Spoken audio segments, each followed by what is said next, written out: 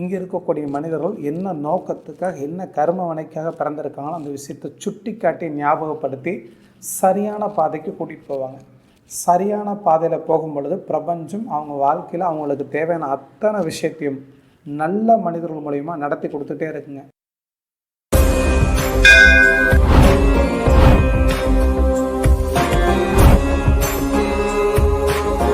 வணக்கம், நான் உங்கள் ஆத்ம நண்பன். நாளும் கொள்ளும் நன்னிலை பொருந்திய இந்த நன்னாளில் எல்லோருடைய வாழ்க்கையிலும் நிம்மதி, திருப்தி, சந்தோஷத்துடன் கூடிய செல்வ செழிப்பான வாழ்க்கை வாழ பரிபூர்ணத்துவமான வாழ்த்துக்கள்.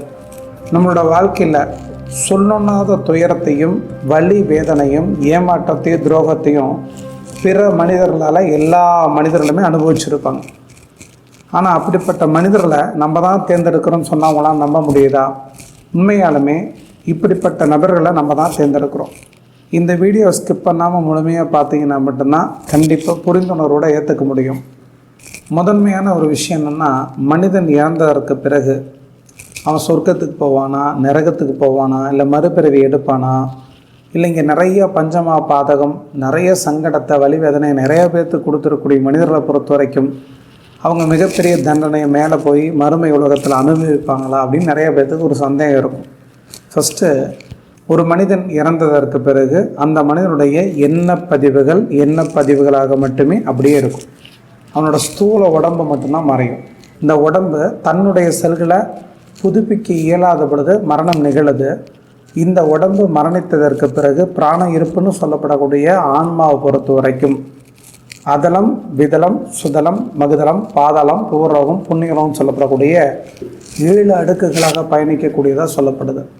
அப்போ அந்த 7 அடுக்குகளில் சொர்க்கம், நரகம், கடவுள் இதெல்லாம் இருக்குதா அப்படின்னு கேட்டால் உண்மையாலுமே சொர்க்கம், நரகம், கடவுள் அப்படிப்பட்ட விஷயத்தை தனித்தனியாக பிரித்து நீங்கள் இங்கே எந்த விஷயத்தையும் பார்க்க முடியாது.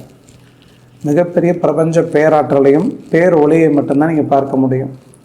அது மட்டும் இல்லாமல் வழிகாட்டக்கூடிய ஆவிகள், புண்ணிய ஆவிகள், இப்படிப்பட்ட சில ஆவிகள் மூலியமாக உங்களுடைய பிராண இருப்புன்னு சொல்லப்படக்கூடிய ஆன்மாவை பொறுத்த வரைக்கும் அடுத்தடுத்த நகர்வுக்கு பயணிச்சுட்டே இருக்கும்.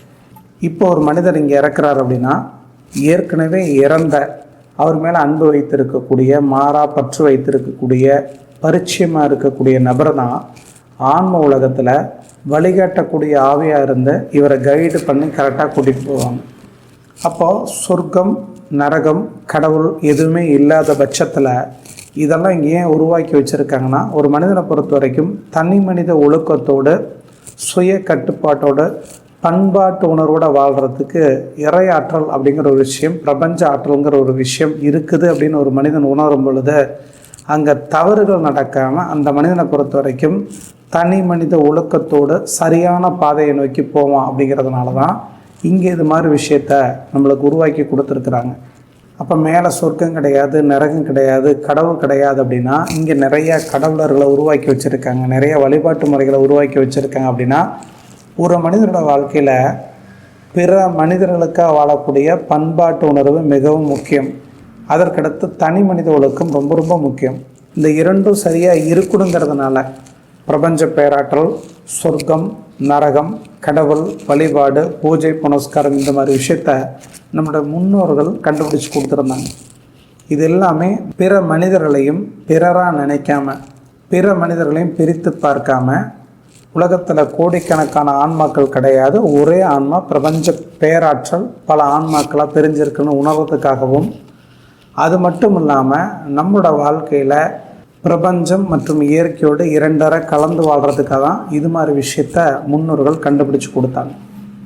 அப்போ ஒரு மனிதன் மரணித்ததற்கு பிறகு தனக்கு பரிச்சயமாக இருக்கக்கூடிய, நன்கு தெரிந்திருக்கக்கூடிய, வழிகாட்டக்கூடிய ஆன்மாக்கள் மூலியமாக அதலம், விதலம், சுதலம், மகுதலம், பாதாளம், பூர்வலகம், புண்ணியலகம் சொல்லக்கூடிய 7 அடுக்கு பயணித்து பிரபஞ்ச பேருடைய கண்டிப்பாக அவங்க அடையிறாங்கிற பட்சத்தில் ஒரு சிலரை பொறுத்த வரைக்கும் இங்கே அளவுக்கு அதிகமான தவறு செய்கிறாங்க.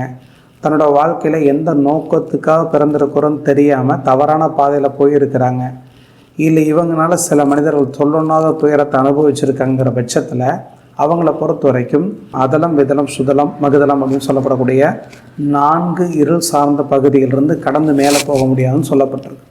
அவங்கள வழிநடத்தி செல்லக்கூடிய, வழிகாட்டக்கூடிய புண்ணியலோக ஆண்மக்கள் மூலியமாக அவர்களை பொறுத்த வரைக்கும் இந்த அதலம், விதலம், சுதலம், மகுதலம், பாதலம், பூர்லகம், புண்ணியலம் சொல்லக்கூடிய 7 அடுக்குகளை கடந்தது. அதற்கு பிறகு தான் மிகப்பெரிய பிரபஞ்ச பேரொழியை அவங்க அடைய முடியும். இங்கே யாருமே உங்களுக்கு மேலே நீங்கள் தப்பு செஞ்சுட்டு போகிறனால தண்டனையோ அல்லது நீங்கள் மேலே நல்லது செஞ்சுட்டு போனதால வெகுமதியோ ரெண்டையுமே கொடுக்க மாட்டாங்க. அங்கே சித்திரகுப்தனோ யமதர்மராஜாவோ கணக்கு பார்க்கக்கூடிய நபர்களோ யாருமே கிடையாது. இதெல்லாம் ஒரு மனிதன் தனி மனித ஒழுக்கத்தோடு சுய கட்டுப்பாட்டோடு பண்பாட்டு உணர்வோடு பிற மனிதர்களை சார்ந்து வாழ்கிறதுக்காக சொல்லப்பட்ட இட்டுக்கட்டப்பட்ட விஷயங்களை தவிர இதெல்லாம் உண்மை கிடையாது.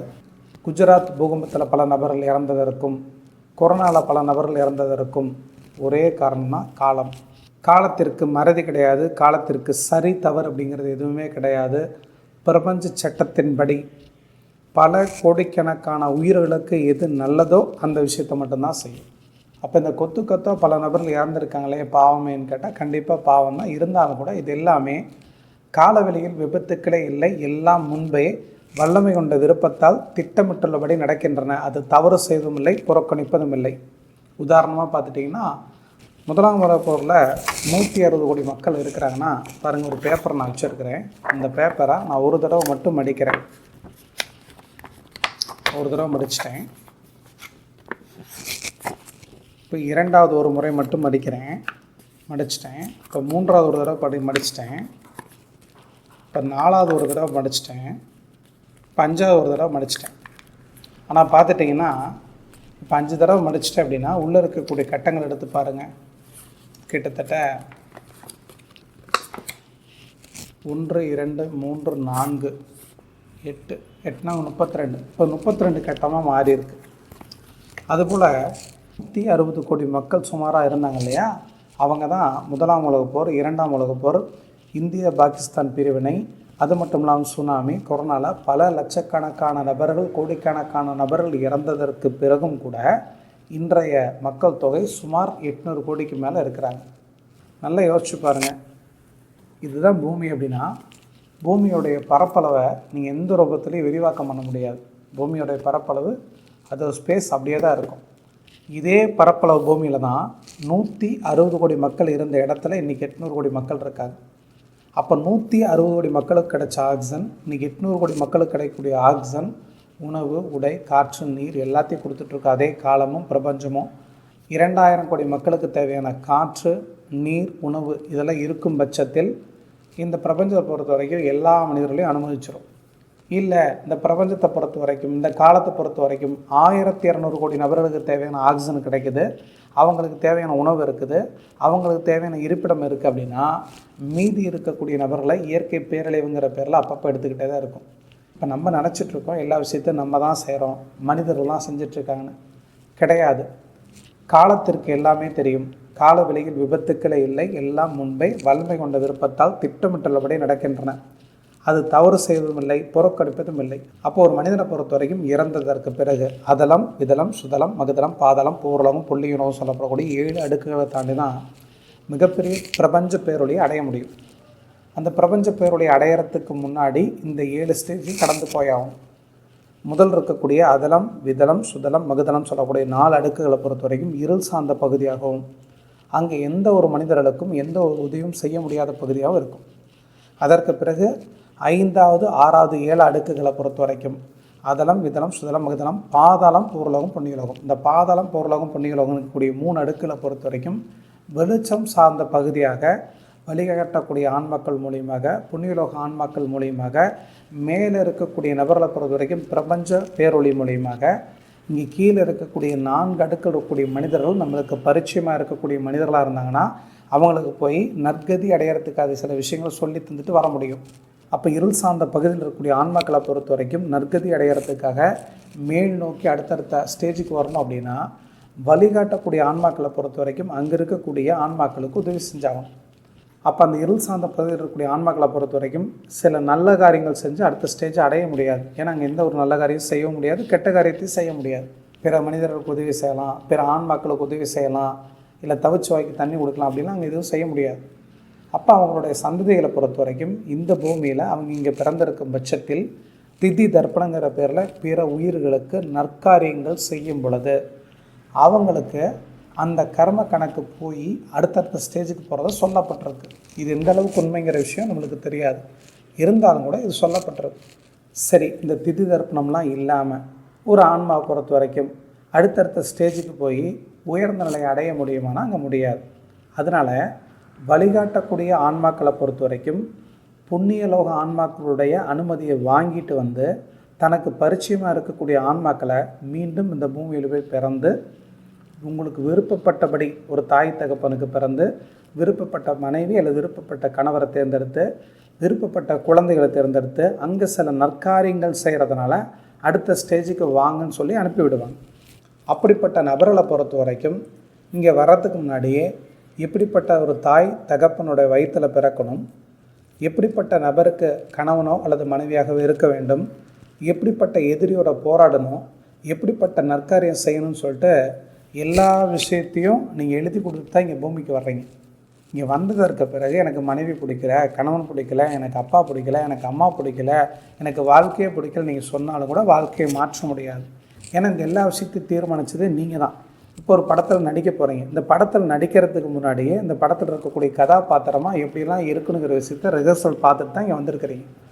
அப்போ உங்கள் வாழ்க்கையில் உங்களுக்கு எதிரியோ, உங்களுக்கு ஏமாற்றமோ, உங்களுக்கு துரோகமோ, உங்களுக்கு பிரச்சனையை தரக்கூடிய நபர்களை பொறுத்த வரைக்கும் யாரோ மனிதர்கள் கிடையாது. அப்போ ஏதோ ஒரு ரூபத்தில் உங்கள் வாழ்க்கையில் ஏமாற்றம், துரோகம், வலி, வேதனை கொடுக்கக்கூடிய நபர்களை பொறுத்த வரைக்கும் பிரிதொரு ஆன்மா கிடையாது. ஒரு மண்புழு எடுத்து தான் கட் பண்ணிடுறீங்க, 10 பக்கம் மண்ணுக்குள்ளே போடுறீங்க.